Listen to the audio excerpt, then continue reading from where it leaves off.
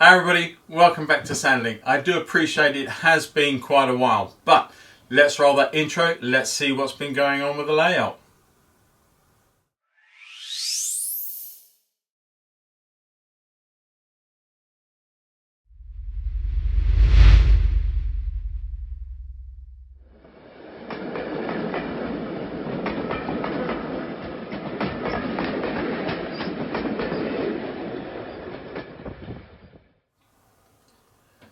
Hi everybody, welcome back. As I said at the start, it has been quite a while since I've done a layout update for Sandling.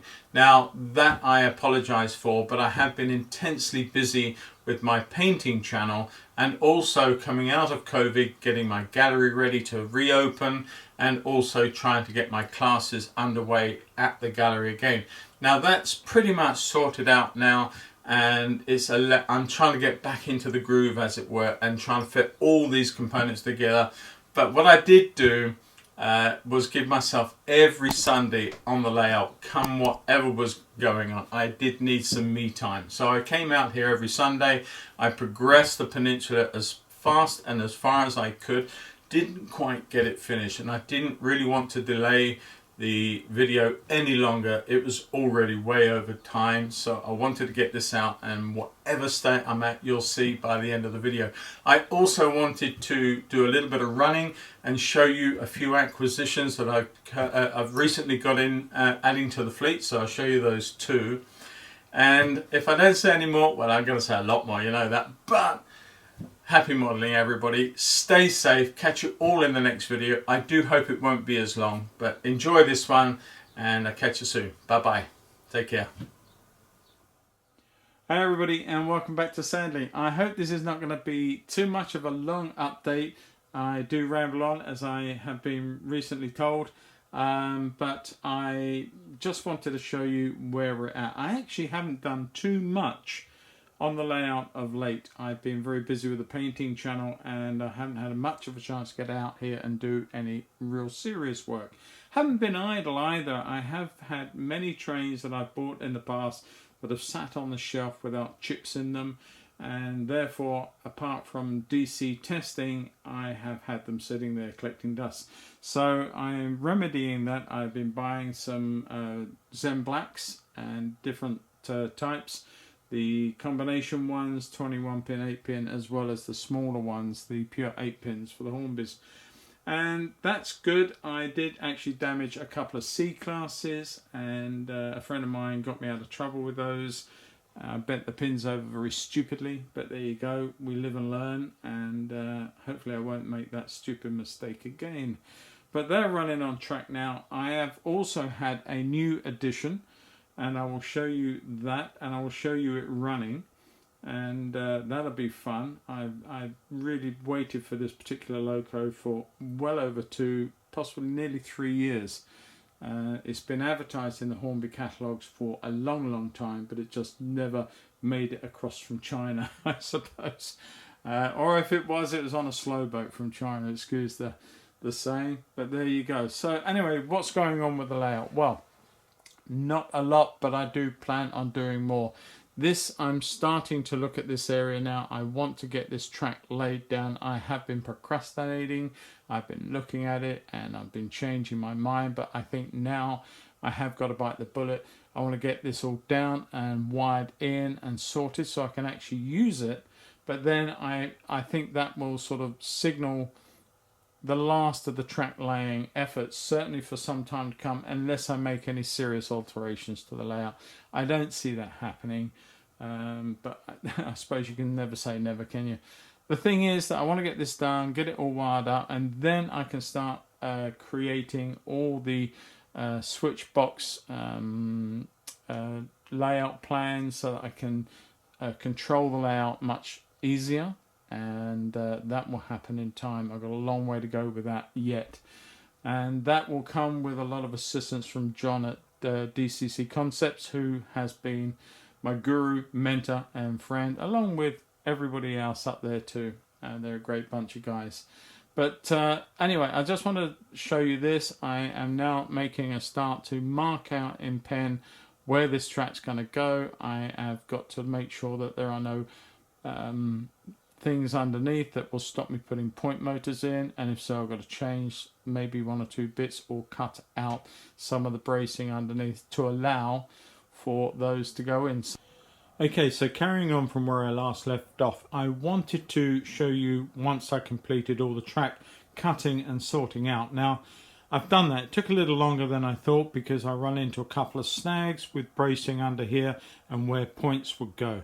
There's a major brace that went up through here, and unfortunately I couldn't lay any track there with the point, so I had to make some modifications. In the process of doing that, one of the big problems that I had and that Paul and I were trying to overcome when planning this area was the fact that we needed to get a loco in with coaches on either of these two tracks here, backed off up through there and then coming across to this side of the harbour. Now before we could only do a couple of coaches barely with a small shunter. I had a little brainwave and I didn't see it until I'd actually cut the track for the first way. I then saw another potential. So what we're going to do here is I'm going to put in two right hand turnouts. Both of them will be curved. At the moment it's showing a straight, medium straight in one of these, but there will be two curved ones to give a nice flow to this section here. But it will take out this link through here lots earlier than it would have done.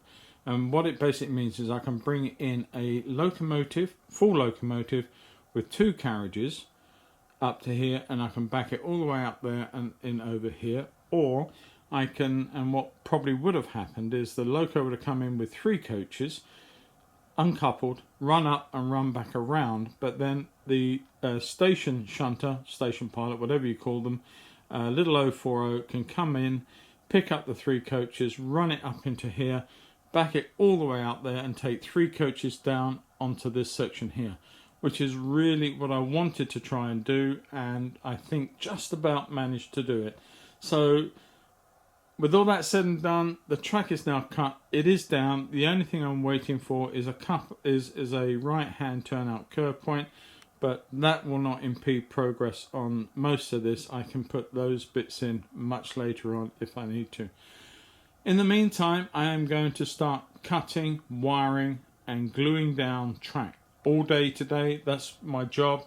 So I will give a little update towards the end of the day when I realise or see how far I've got with this and let you know what's been going on. Catch you all later. Bye bye.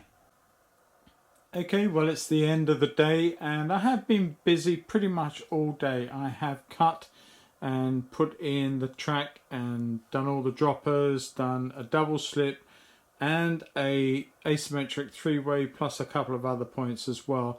I couldn't come any further this way because I do need to get a couple of right hand curve points for this area, so I couldn't risk laying this piece of track in and getting the angles all wrong, so I waited for that.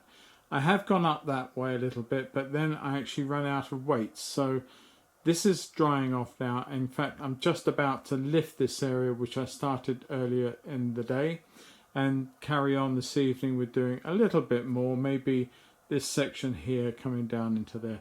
I have also been updating all my loco fleet on my JMRI on the computer, so that's taken a little while. I've put several new chips into several locomotives of late, some that I've had on the shelves for a good couple of years and really do need sorting out. So they've been chipped and I put them into the program. They're now part of the roster. Okay, it's pretty late in the evening and I didn't quite give up. I wanted to do a bit more and pretty much got halfway through the laying of the track and the wiring up. Now it's not connected to the bus wire and the point motors of course are not on, but what I wanted to just show you is I actually managed to get the sidings done through here to the little engine shed where there will be two shunters housed for the best part of when they're not on duty. But there's the nice curve coming in to the station now. That is a much bigger curve in the real one, but there is just a gentle sweep and coming back out again, and that is pretty much how it is at the real station. It comes in a much tighter curve and comes back out again. I can't quite do that on this one, but at least I've done some form of representation of that. So all this track is down all the way up to here and here. I've now got to complete this when I get those points I spoke of, and then just this section over here to do once those points emanate from here are fixed. So hi everybody, welcome back. Now a week's gone by, and as I left it last week, I'd done half the track coming up to about here somewhere. I've got all of this to do, and I've got this around here to do. I couldn't do any more during the week because I was waiting on 3 curved right hand access points, and they came in from Pete Spares on Thursday, so they were set ready to go. They've already been cut into place. There's one there, there's another one just there, and of course one's got to go way up the back there, which I stole last week for there. So that's my project today. I have no idea how far I'm going to get. I really would love to see certainly all of this done, and as much of course of this as I possibly can. I may even achieve all of it. I wouldn't go that far, but hopefully it would be great if I did.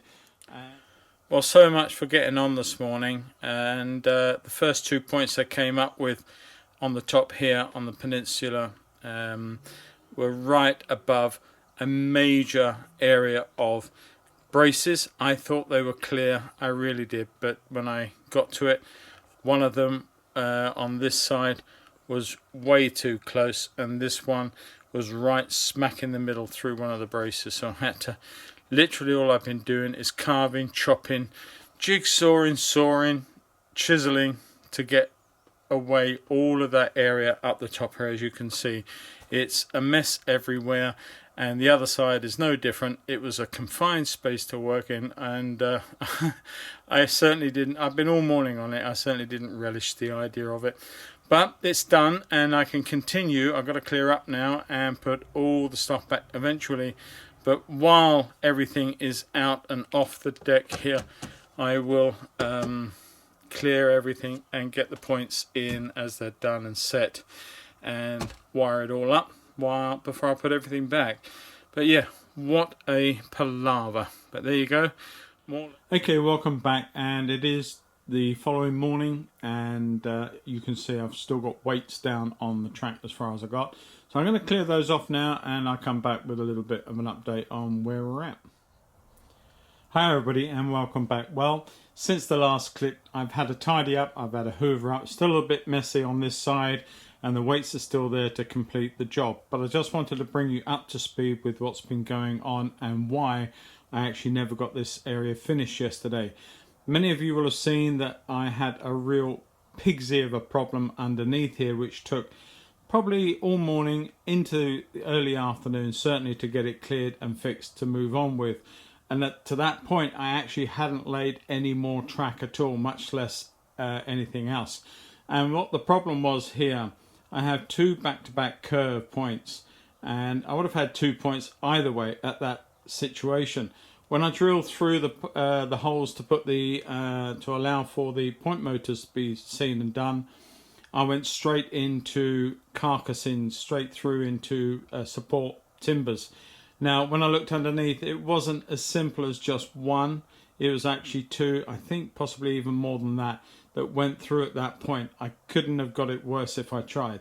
But I wasn't prepared to compromise. I wasn't prepared to change any of this. So what it's meant doing was cutting everything out right the way back to the top there before I could continue. It took a lot of time working in a very, very confined space. I certainly don't want to do that very often, I've got to say. But it was all done, and it allowed me to continue. But the day had to end about 8:30, and I'd done everything that you can see to visible, all the way up into that head shunt coming down to this 3-way and these 3 roads here, all now laid. All the way up here is now laid. The only areas that are not done are the 2 roads there, 2 roads there, this one here, and 3 standard turnout points and 1 3-way. That's all that's left to do and lay on the peninsula. I've got to lay cork and track round from the top of there all the way down into the station here. This one is done. This one is not yet done. And I've got a little bit of work to do over on the TMD just to reinstate some of that track when we put the TMD shed in from James. Now, with all that said and done, once that is sorted, I'm done. I'm finished with track work. I have, those of you who have been following my channel, and I thank you for it, but those of you who have will know that this layout has morphed over the years, and it has sort of been altered and changed with different ideas. And I think now, all for the better. I think we've got a great looking layout. I think it has much potential, certainly from the point of view of running. Once all the connections are done, the electrics are done, and the all the memory, mimic panels are done, so that it makes the whole operation of this and other places so much slicker and more automated. So I'm looking forward to that, but I'm also really looking forward to the end of track work and maybe starting some scenic work on this layout for the very first time, apart from the hill that I started a few months ago. So I am not going to wait to put this video out. It's been a long time between videos, certainly on layout updates, and I wanted to get this out to you sooner rather than later. And so I'm not going to wait until I've done this, because that will be another week before I can get back out here and complete that job. And I also want to get that cork down.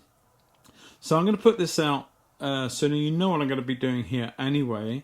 And I want to end with some running shots on the new stock that I've got into my setup, and also just some running shots, really, the new locomotives and things like that. So I'm going to end it there. I'm going to wish each and every one of you happy modelling, and stay safe, enjoy yourselves. I'll catch each and every one of you in the next video. Thank you for your support, everybody, all my subscribers. Catch you all soon. All the best. Bye bye for now. Bye bye.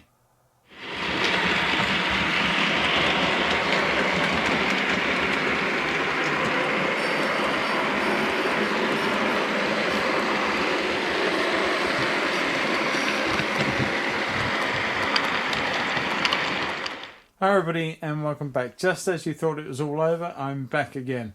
But this is something that's been bugging me, and I wasn't going to include it in the video, but no, I thought I will. Now, I had a trolley system before. It didn't really work out, so I felt if I narrowed the piece of wood to a comfortable weight to lift in and out, and I'd make a simple lift out section. And that's fine. It worked very, very well for a long time, until one day I was very, very careful. I caught the track and broke a piece of track out on one side. Now the thing is that to have it lifting out, when it goes down into place, you don't want much of a gap between the two pieces of track. Otherwise the trains will derail. So it's extremely close and extremely precise. The thing is that if you lift it up, and I've done it several times now, if you're one side or the other, or you're a little bit higher one side than the other, you can catch a piece of track and you can tear it out the sleepers. Once it's done, it's done. You can't replace it. You can't put it back. You've got to replace the piece of track. Now, I've done it twice over here and once over here. Several times I've had to replace whole pieces of track going there and going back into these points. It's annoying. It's frustrating. It's time consuming. And all the time you're doing it, you do run the risk of disturbing other bits of track. You don't really want to keep doing that. So I need your advice, your help. I need some real detailed descriptions from you, if you don't mind, drawings, sketches, whatever it is. I feel that I need to have a system of a lift up and down this way, tilting hinged unit that can tie back up to here somewhere out the way. Minimal scenic, so it doesn't get squashed or messed up. The thing is that I don't know how that I can put a hinge in here and still keep the track close. And here, when it comes down, the timber's that much, so if it comes down, it's going to hit. And if you do it so that it's a slant, then you're going to have track that's way off, touching the other one. So I don't know how that actually works.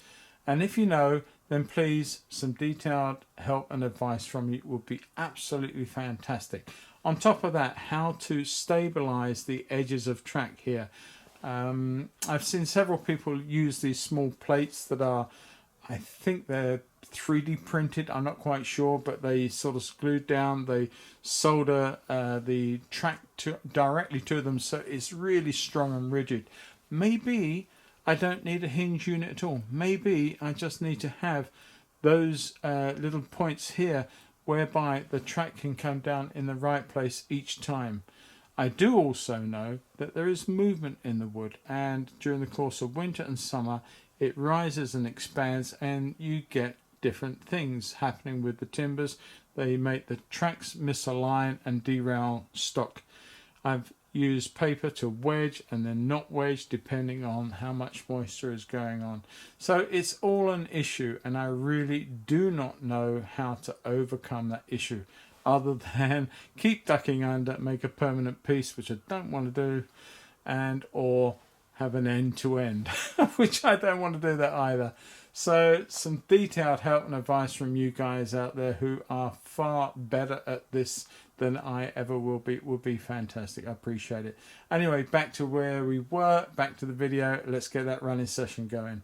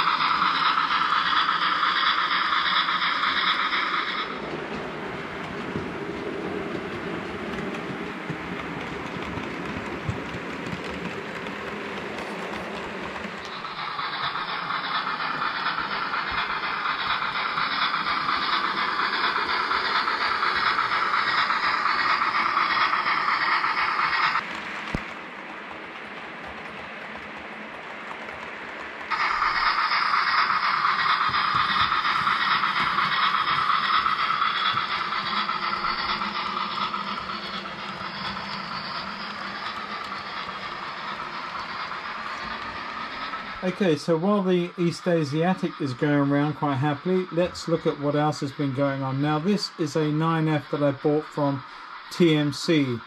As an unweathered model, I've weathered this myself, and I hope I've done a good job of it. You guys out there will obviously be the judges, but it's got real coal, it's got crew, and that's about it. There's no smoke effects or sound in this one. I just like seeing grubby 9Fs, and that certainly, I think, fits the bill.